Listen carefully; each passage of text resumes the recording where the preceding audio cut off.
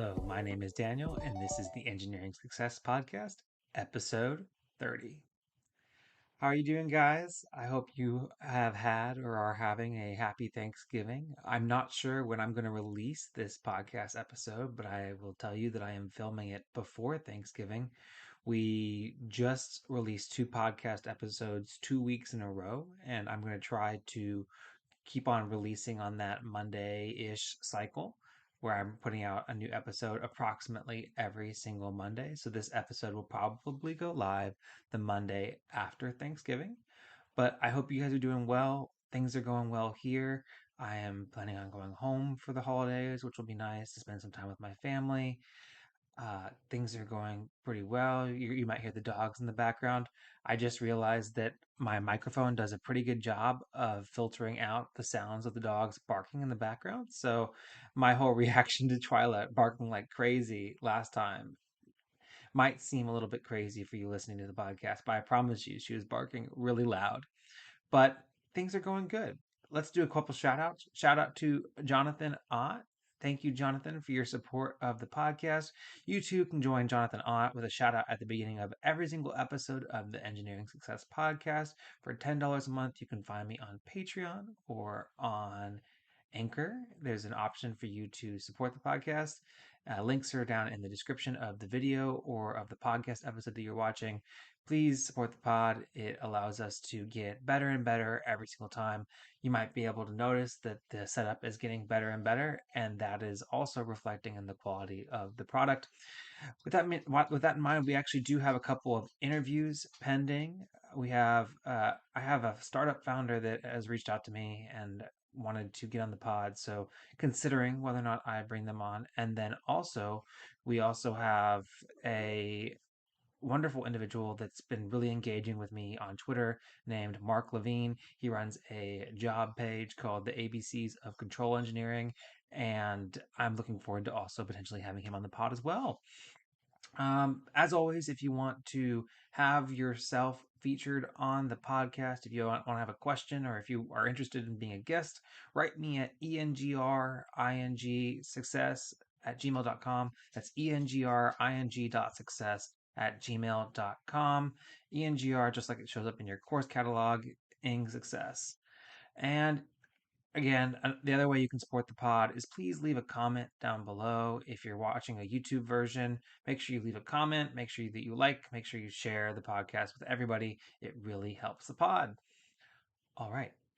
So let's get into it. The first segment we're going to do today is our recurring segment. As you may be aware, we do a bit on this podcast called LinkedIn Lunatics, where we find posts in the subreddit r/LinkedIn Lunatics that are posts captured from the website LinkedIn. And if you don't know what LinkedIn is, it is a social media website that is a professional focused social media website for professional connections. And we just grab posts off of LinkedIn that are interesting. All right, here we go. Have you tried acting stupid? Also, does this apply if someone is actually stupid? So we're going to read this and we're going to decide whether or not we think it's a lunatic post or not. He says, I help organizations build high impact data and AI teams. Acting stupid is one of the most powerful tools in communication.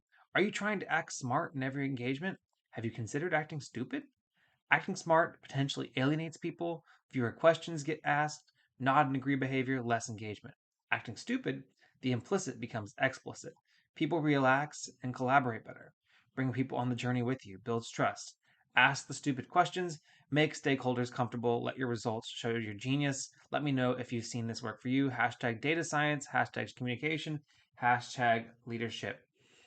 And I'll say that I don't think that this is a lunatic post. I actually agree with this person. They blurred out his name, but I actually agree. I think that it is very important to not necessarily act stupid. I wouldn't use the word stupid, but to establish the basics whenever you're in an engagement. So if something is understood to be implied, but you're not sure it is explicit enough for everybody else to understand it to be implied, then you should ask the question to clarify.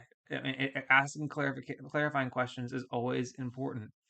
And yeah, whenever you dumb things down and you simplify things and you get to the simple answer to the problem and you simplify things to, well, what is the actual issue, it kind of eliminates all the noise in a conversation and allows people to really see what's most important and make their decision under what's most important. So I agree. I wouldn't say ask the stupid questions, but the way I approach it is say, hey, I'm understanding it this. Is this what you're trying to say?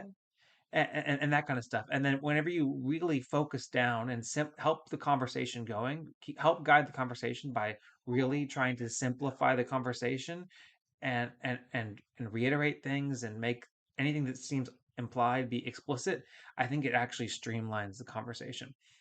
Also, along with that, if you're listening to something and it just doesn't make sense why people are lasering in on that, for example, we're talking about this one thing, but you thought that the conversation was about another thing, asking that simple question and saying, hey, I thought the whole focus was this. Why are we talking about this? That actually can really help either recenter the group or you'll people like you will get the context that they need to be able to effectively participate in the conversation. So, if I were to rate this post on a scale of 1 to 10, with 10 being the most LinkedIn lunatic and 0 being not at all, I'd give it a 1. I think that it's a very good idea. And this guy, he works in consulting, so he probably also works with a lot of stakeholders and customers that are outside of his own organization. So there's going to be a lot of context that he might not be seeing whenever he goes into those conversations. So asking those simple questions contextualize the conversation. It helps enhance a conversation, and I think you'll get better results from your meetings if you ask those types of questions. Now, it takes skill to do that, right? You don't just railroad a meeting with a bunch of simple questions, right? It takes skill, and it's a skill that is practiced, and that's why people that are in executive leadership roles are generally in those roles because they're really good at asking those types of questions. So, yeah, I'd say this is not a lunatic post. So, shout out to this guy. Don't know his name, but very, very good advice. And you know what? It was structured like a lunatic post. You have the different paragraphs and you have all the lines and it goes all the way down and you get the hashtags. Yeah, it's not lunatic, but LinkedIn influencery. But I actually found it helpful. So shout out to this guy. Really appreciate it. All right, on to the next one. Let's see if this one is a LinkedIn lunatic. Here we go. This one's captioned, wife bad, ha ha ha. Agree? All right, not going well. Also, his title is LinkedIn Influencer. All right, my favorite kind of people on LinkedIn. All right, here we go. Both husband and wife were working in the same field. Wife was a pilot and husband control tower instructor. Pilot wife. Hello, control tower. This is flight 358. There is some problem here. Husband from control tower. Your voice is not coming well. Can you tell your problem again? Wife. Nothing. Let it go. When do you hear my voice? Husband. Please tell your problem. Wife. Let it be now. Husband. Please explain. Wife. Nothing. I'm fine. You leave it. Husband. Hey, tell me what's the problem. Wife. What do you mean what with my problem? Husband. Stupid woman. There are 200 passengers in this flight. Tell me the problem. Wife. You never cared about me. Still care about 200 passengers. Just don't want to talk.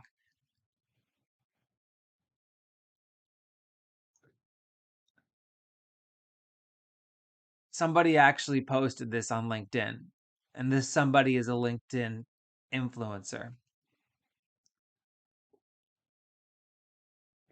What is this? Oh my gosh. I mean, it looks like it belongs on like 4chan or I don't know what 4chan is. Actually, never mind. Scratch that. But what? Who would? This is great. Who in their right mind would write this and think it's a good idea to post it? Someone who proudly describes themselves as a LinkedIn influencer. he has a negative linked influence on LinkedIn, so that makes sense. Okay, let's start with misogyny. Just not generally accepted on LinkedIn. Misogyny, just anybody, if you're wondering, should I put misogyny on my LinkedIn? Is that a good thing to help with my professional network? I'd say no. No for misogyny. All right, move on from that.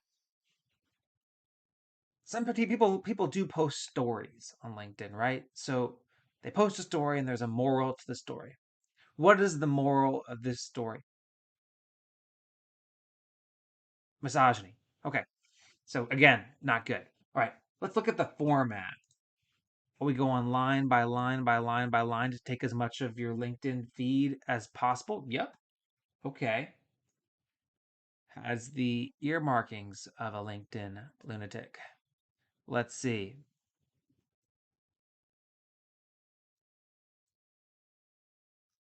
No. So somebody did want to point out though that because he made the wife the pilot is not as misogynistic, so we have to give him credit for that. Dude, what is this? For those of you that are watching the video version, I hope that you enjoy reading this on your own screen. But I narrated exactly what this man posted on his LinkedIn. This is insanity. This is ridiculous. This is the exact kind of stuff that should get you banned from LinkedIn. I mean, like, first of all, it's misogynistic, it's sexist. So it's bad. Don't like that. Second of all, it's not related to careers at all. So why the heck is it on LinkedIn? And then you put on top of it that this person's full purpose of being on LinkedIn is to be a LinkedIn influencer that does digital, organic, I assume marketing is the back end of that. It's just nonsense. I it doesn't even show how many people engaged with it, but like there's not even a joke. There's not even a joke in this post. It's not even first of all, it wouldn't have been funny in the first place, but there's not even a joke. So, all right. Anyways, that's nonsense, and that is LinkedIn lunatic. I think it goes without saying. We're going to give Homeboy a 10 out of the 10. 100%. That is a LinkedIn lunatic. All right, well, that was this week in LinkedIn Lunatics. We are going to take a quick break. We are going to cut out for an ad break, and then we will be right back.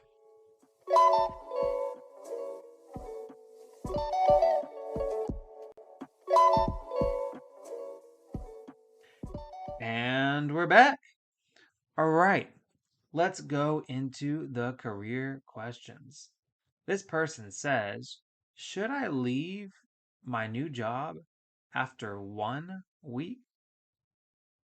Oh, let's see the question. Hi, everyone. I hope you're doing well. I'm currently in the position of planning to leave my new job that I just accepted recently for a couple reasons. Hope you can give me some advice if possible. I recently joined a public real estate company as an accountant, and over the past couple of days, there are things that make me really uncomfortable and feel like I regretted joining this company. First of all, work from home. When I first interviewed with them, both directors and managers told me that they are offering hybrid mode so I can have like 3 days of work from home. However, they told me on my first day that I could not work from home until I passed my probation, which they never let me know existed. And it's still up to my manager approvable after the probationary period. The reason why I chose this company is because their work from home thing at the beginning. Turned out I have to commute like 90 minutes to get to work and 90 minutes to get home every day now. Changing my manager without letting me know. The manager whom I had the interview with is a young, laid back guy, and we had a good conversation about what we were expecting from our works.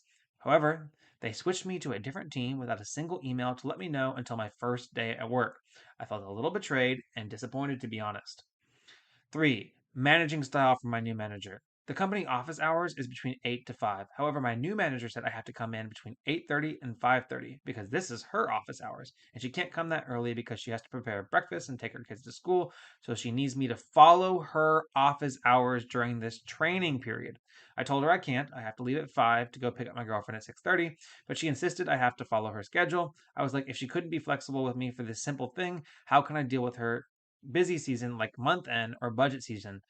Overall, should I leave the job, guys? Thanks. All right. And they submitted an update. Thanks all for your comments and supports. I already submitted my resignation. To my surprise, my manager didn't bother even to make a call for me to ask why. She acts like I'm a nobody and continues to ask me to prepare reports for her. I was speechless with this kind of people. Lucky for me, my time with her will end after today. That is something else.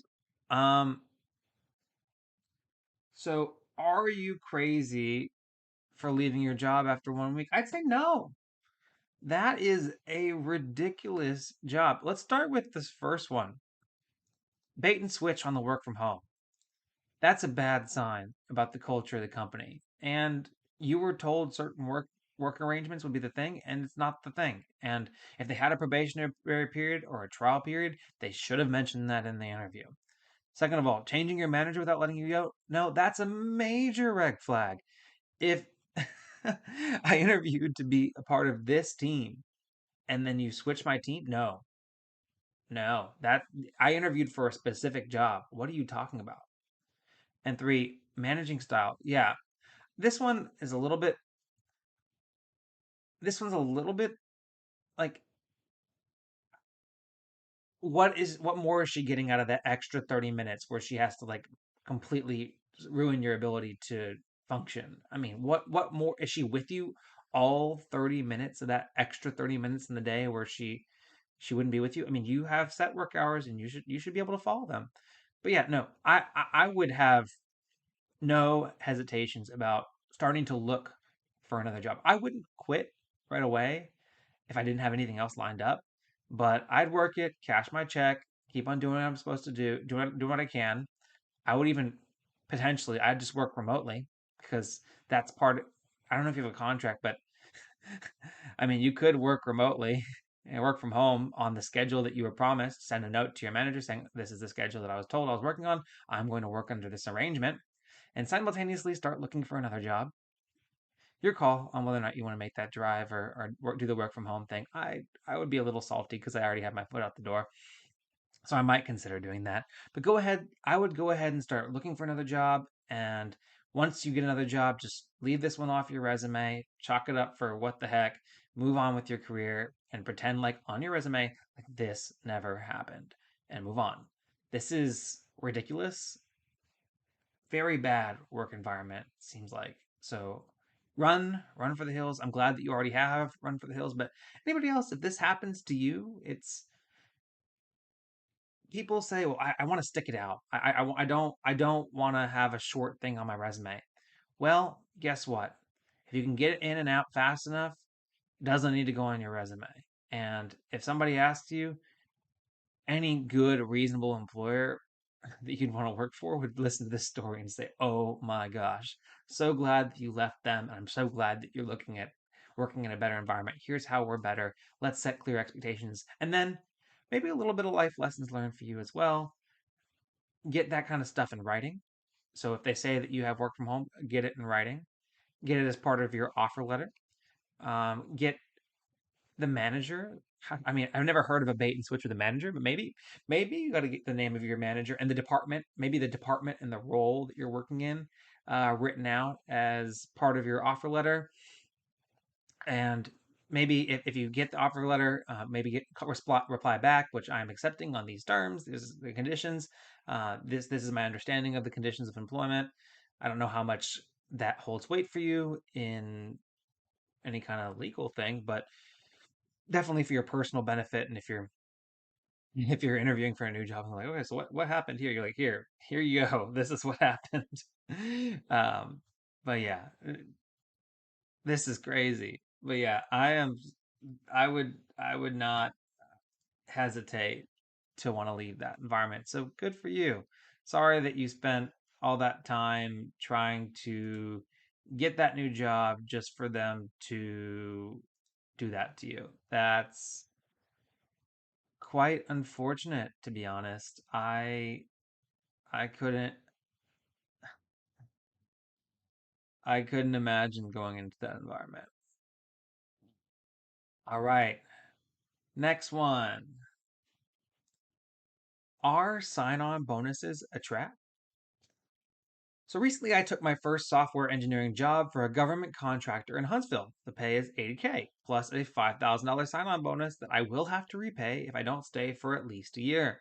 I plan on setting the money aside until the year is done. Smart, especially if you were in the last person situation where they quit. They had to leave their job within a week. But all right, I plan on setting the money aside until the year is done. But my mom is convinced that this is a trap and is trying to talk me into backing out of the offer before I turn in my notice this Wednesday. Her reasoning is that the bonus is used to lure me in because nobody else wants to take the job. Is there any truth to this? And they go on to so let's respond to this first. I would say no. Sign-on bonuses are not a trap. Sign-on bonuses are a retention incentive. I wouldn't say that's a trap because you know what it is from the beginning. And as a reasonable human being that's interviewing at a company, you should also pick up on whether or not you should be asking the questions. I mean, obviously, this other person in this previous question was kind of blindsided, but you should be asking the questions about what your work environment is going to be and what your compensation and what your work life arrangement is going to be and your bonuses and that kind of stuff. So this is I would say that this is just an evaluation metric for you to consider their offer. It is a 1 year sign-on bonus that is repayable back to them if you leave within a year. That is what it is. So, yeah, I wouldn't say that nobody else wants to take the job. A lot of companies have sign-on bonuses like this. So let's read down into the comments because I read down into the comments previously and there was a little bit more context.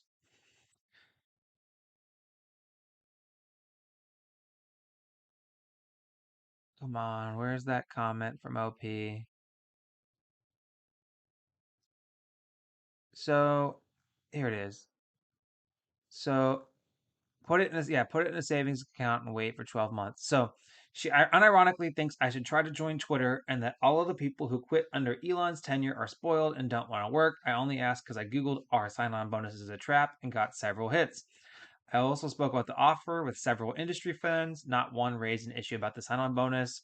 Yeah, she's she tried to warn me that they'll lay me off, but the thing is, big tech is the people that are laying people off right now. Yeah, so this person's mother is giving them advice to go in the direction of big tech, which I think Google just announced today. 10,000 people are getting laid off, and Twitter is laying off people left and right. Big tech is experiencing some major layoffs. And also, all of those big tech software engineering companies, they also have RSUs, well, not RSUs, but they have sign-on bonuses and other kinds of like stock-based compensation that are the trap that this person's mother is advising them about. So I would say to this person, if as a competent adult, you are evaluating the offer and you like the company and you'd like to work there and you think that and you're going to manage the sign on bonus safely by putting it into a savings account over that whole time so that you're not in a situation where you have to stay somewhere where you don't want to stay and you've read the terms and conditions of your contract and you feel comfortable with it, I'd say make the adult decision as an adult employee, an adult person with their own agency that yeah, this is where I'm going to work and I'm going to manage the sign-on bonus as a smart person. I also recommend maybe de-involving your mother a little bit in the decision making process. You know, we all have confidants in our life. I talk to my dad about a lot of things. I talk to my mom about a lot of things. Talk to them at least weekly, and I confide to them about some things. But in the end, it sounds like your mother's a little bit misinformed, and maybe you shouldn't use her misinformed opinion to help you make this particular decision. But I wish you the best of luck. It sounds like you're going to take the offer, so you should. You've talked to other people in the industry; they think it's a good bit of advice, so you should go with it. You should. They think it's a good opportunity, so you should go with it. So, all right. Next question. This one's interesting. This one is Two staff are being laid off. Should I offer to be one of them? Hmm. As the title goes, there's going to be two redundancies after Christmas. I was going to try to get into a different career early next year, anyways. The payout would last me about 2 months, but would put pressure on me to find something within that time. Should I take the offer of one of the redundancies or see if I can keep my job and work on my next steps with more financial stability? Okay, so it sounds like that there is a severance, there is a payout for 2 months, but mm, so mm, that's that's a difficult situation. I would say no. I wouldn't volunteer for a layoff like this without something else in hand. Now you said it's two redundancies after Christmas. What's your timeline? Maybe what I'd say is if you're going to find a new career path anyways, you should start looking for it now.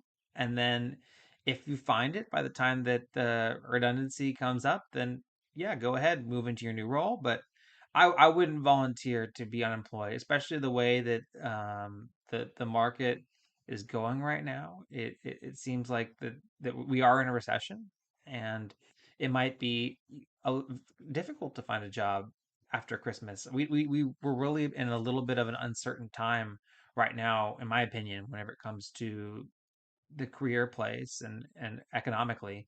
So I wouldn't at this stage and where we are right now, I would not volunteer to take place in a layoff, especially if you don't have a financial backstop, which it sounds like you don't, other than the 2 month severance that they would offer you, and you don't have a career backstop, which you don't have another job lined up. So in these times, I would not volunteer to be part of a layoff. But, you know, what I would say is if you want to make the switch and you wanted to look for a new job anyways, go ahead and start looking and then if it works out, it works out. But I would not worst case scenario, you miss out on 2 months of severance. Sorry, that would be the worst case scenario if you just kept the job and started looking. The best case the best case scenario is if you quit the job is that you get 2 months severance and then you have a new job, but you don't know what that income's going to be. And so, but maybe you get a job with better income. But the worst case scenario, if you take the severance offer, is you end up with 2 months severance, no job, and then you're scrambling and you might end up finding a job not in the field that you want to pivot to with lower income. So I would say whenever it comes to a career jump like this and jumping ship, you want to really make sure that you have solid ground to jump off onto before you leave. So I know that 2 months seems tempting. 2 months of severance seems tempting, and maybe they'll make the decision for you and lay you off anyways.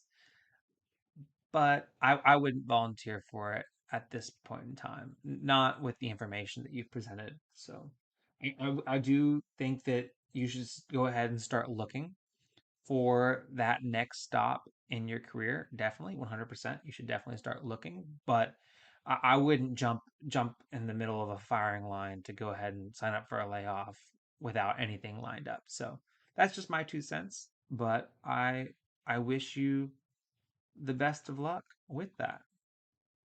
All right. Next question. Next question is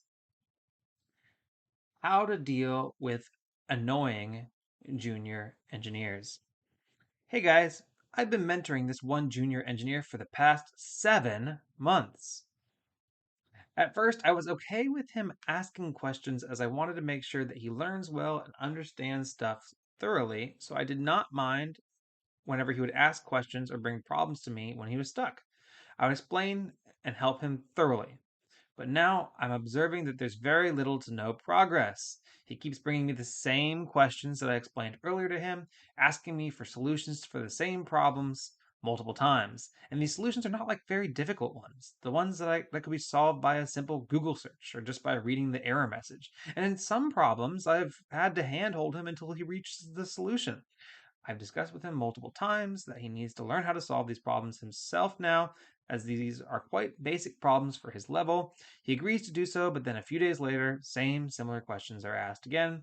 A few days goes, I practically solved his ticket. I do not know how to proceed forward as it is now causing problems in my work. I am very much distracted and unable to focus and do my work correctly. It's to the point now where I want to resign from the company just so I don't have to deal with him. Should I ignore him completely and let him struggle? What is the best way to move forward? So I'd say that you are a little bit of an enabler here. It's been 7 months. And over the last 7 months, what you've done is you've set a precedent that whenever he comes to you with a question, you will help him thoroughly with that question. You help him walk him through it and solve it. And that is how he solves his problems now. This junior engineer is a problem solver, theoretically. And the way that they solve their problems is they come to you. That is how they're solving the problems. And you need to get them beyond that to thinking a little bit harder. And this happened to me whenever I was first an intern. I worked for an engineer and I asked him a lot of questions. And once I started asking him the same questions over and over again, he responded to me a little bit differently. He asked me questions like, did you take the time to think that through? What steps have you tried? Hey, I kind of helped you through that same problem last time. Did you take notes? You see, instead of ignoring him and instead of helping him all the way thoroughly through, you are a helpful person. I can tell you're a helpful person because you've been helping this person out. And the best way for you to help this person out is by helping them learn how to help themselves, which is basic, teach a man a fish, give a man a fish, but that's what you need to do. So, what the first thing I'd encourage you to do is encourage this person to get a notebook or some kind of way of taking notes. And whenever you help them solve something, say, all right, do you know how we did this? Please take notes on how we did this. If you ask this same question again, I'm going to ask you to refer back to your notes and try again. And then maybe you can still help them through, but refer them to their notes. Hey, we already solved this one. I think you got to just check your notes. If it's something that can be solved with a Google search, instead of telling them the answer, say, "Hey, have you looked it up on Google? Have you read the error message? What does the error message say?" And if they say, "No, I haven't looked up on Google," or "No, I haven't read the error message," which are basic, fundamental parts of their job as an engineer that they need to know how to do, I mean, then you say, "You need to Google that." And if they resist, you need to Google it, and then you go back to doing what you're doing. And what you can do is what you're going to notice is that the questions are going to come less and less and less and less often. And this is just a simple boundaries thing for you, right? You have your own responsibilities. They have their own responsibilities. They need to learn how to do their job. So you asking those types of questions will help them be better at doing their job and help you create the boundary. It has been 7 months, so it's going to be a little bit difficult for you to do that, but it's possible still. And you need to stop hand holding them instead of hand holding them all the way to the solution, what I'd recommend you asking is saying, well, what are you getting tricked up on? What have you tried? And where are you getting hold up on? And if they show you, if they are unwilling to show you what they've tried to get to that point, say, come back later whenever you've tried. Come back later whenever you've Google searched it. And you're not able. Come back later whenever you read the error message. And they might keep on coming back. Then you'll say, well, all right, let's Google it together. All right, it's right there. So did you actually Google it? Did you actually try? What did you actually try? And if they can't explain to you what they've tried and where they're getting stuck, then they don't get help from you. Otherwise, they need to be going on a performance improvement plan. 7 months. You have enabled this person for 7 months. Unfortunately, you have enabled this person for 7 months. And I'm really grateful that I didn't have somebody enabling me that way whenever I first worked as an intern. But you have enabled them. And now as their senior that's helping out this junior, you can help them make the shift. You can help them make the corrections and learn how to do engineering because that's their job, right? That's their job is to be an engineer. So they're there to solve problems. So they need to try to solve problems. So yeah, a little bit of course correcting for yourself on how you deal with this person, I think will go a long way for you. And if they're still not progressing after that point, then that'll turn into a conversation between them probably and whoever their manager is. And if that manager is you, then they might go on a PIP. I mean, but you gotta stop enabling this person. That's what I'd say. You need to let them struggle a little bit more before you help them. But don't be a jerk about it, right? And if you do help them, just don't solve it all the way through. So, yeah. Anyways, um, yeah. Whenever I was a new engineer, if I went to somebody with a problem that they've already helped me solve before, I knew that they weren't going to give me as much help, and they were going to let me kind of struggle through it a little bit more. And you need to you need to understand that that's just expected. That's part of growth, and you need to let them do it. All right. Well, I wish you the best, and I think that this is a great growth opportunity not only for this person but also for you. So I look forward to it.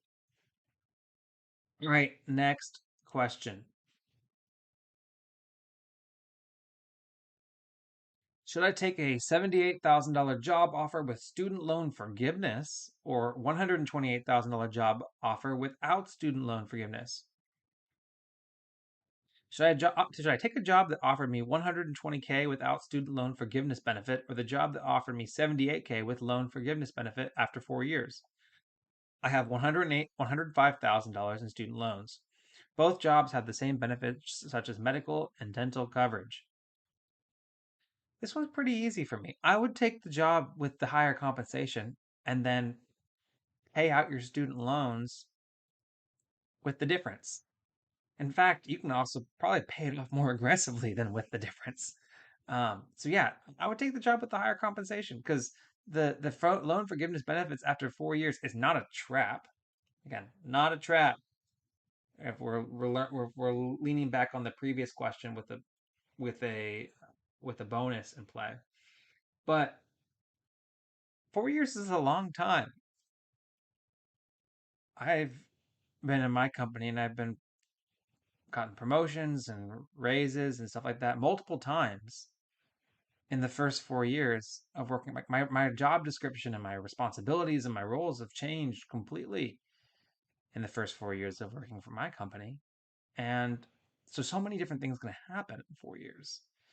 So I would say take the job with the higher if other all things are equal, take the job with the higher compensation. In fact, if you take 120, I know that taxes are involved, so this is just simple math. But if you take 120 and you subtract 78, you get 42. You multiply that times 4, you get 168. Last time I checked, 168 is more than 105. So yeah, take the higher compensation job offer and then be disciplined in paying off your student loans. Don't let your lifestyle creep and grow beyond what your means are, because your means are somebody that has $105,000 in student loan debt. So live below your means. And honestly, you could probably pay that off in 2 years. Give yourself a little bit of break, pay it off in 3 years. So no, I would not take the job that pays less but has the student loan forgiveness. I don't even know what all the other stipulations are for you to even qualify. And some places, yeah, you work there for 4 years, but they won't pay it off until the fifth. Take the higher compensation job. It's more money, anyways. I mean, if you do the math, it's more money. So take the higher paying job, and I think you'll be happy. So best of luck to you. And yeah, so that was the Engineering Success Podcast. We're kind of reeling in, right? We're refining every single episode, getting a little bit better each time. We have the OBS set up, we have simplified, posting everything everywhere, and we're also refining our time. I'm seeing that 40 minutes is a pretty good amount of time for my attention span, and research shows apparently it's good for your attention span well. So I hope you enjoyed this episode of the Engineering Success Podcast. Make sure to rate it on 5 stars. Leave a 5 star review on Apple Music, Spotify, wherever you listen to your podcast. If you leave a nice review, I'll read it on the podcast. Make sure to comment, engage, interact with me on Twitter, interact with me everywhere, and I will try to make sure that I pull you up on the podcast. So thank you all for your support, and I will catch you in the next episode. This has been the Engineering Success Podcast. I'm Daniel, and I'll catch you later. Bye. I miscommunicating. I just made a pilot, then they threw me on the stations. Now I'm not complaining, My thoughts get complicated, I cannot explain in layman's. Never losing focus because I ain't chasing payments. Still playing in the basement while I'm working on arrangements. They heard the kid in 50 countries, thank God that's amazing. But I'd rather thank Spotify, they put me on the station.